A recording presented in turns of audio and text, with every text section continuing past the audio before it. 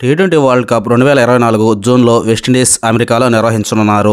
ఇందుకోసం భారత క్రికెట్ జట్టు ఎంపిక కోసం అభిమానులు, ఆటగాళ్లు ఆసక్తిగా ఎదురుచూస్తున్నారు. ప్రెజెంట్ అందిన సమాచారం ప్రకారం ఏప్రిల్ చివరి వారం లేదా మే మొదటి వారంలో టీ20 వరల్డ్ కప్నకు టీమిండియా స్క్వాడ్ను ఎంపిక చేసే అవకాశం ఉంది.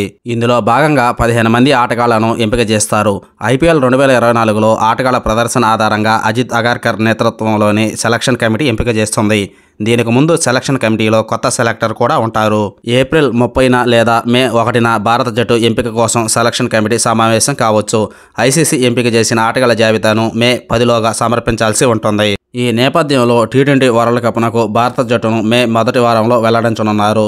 జూన్ 2 నుంచి టీ20 వరల్డ్ కప్ స్టార్ట్ కానుంది.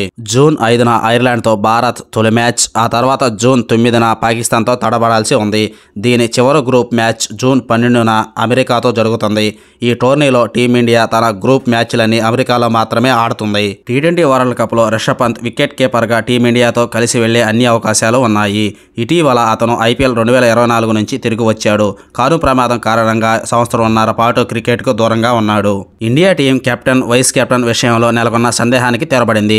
రోహిత్ శర్మ వరుసగా రెండోసారి టీ20 వరల్డ్ కప్లో కమాండ్ని తీసుకుంటాడు.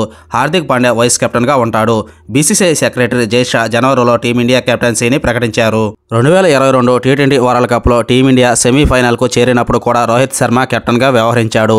ఇదే అతడికి చివరి వరల్డ్ కప్ అయ్యే అవకాశం ఉంది. ఇటువంటి పరిస్థితిలో అతను తన కెప్టెన్సీలో భారతదేశం ఐసీసీ ట్రోఫీ కరువును అంతం చేయాల్సి ఉంటుంది. ఇప్పటి వరకు 3 ఐసీసీ టోర్నీలో భారత్కు కెప్టెన్గా వ్యవహరించాడు. టీ20 వరల్డ్ కప్తో పాటు అతను 2023 world cup test championship, 2023 world కప్కు కూడా అధిపతిగా ఉన్నాడు. ఈ 2 టోర్నీల్లోనూ భారత్ ఫైనల్స్లో ఓడిపోయింది. హాయ్ ఫ్రెండ్స్, ఈ వీడియో కనుక నచ్చితే ఒక లైక్ చేయండి. అలాగే రోహిత్ శర్మ, హార్దిక్ పాండ్యా గురించి మీ అభిప్రాయాన్ని కామెంట్ రూపంలో తెలియజేయండి.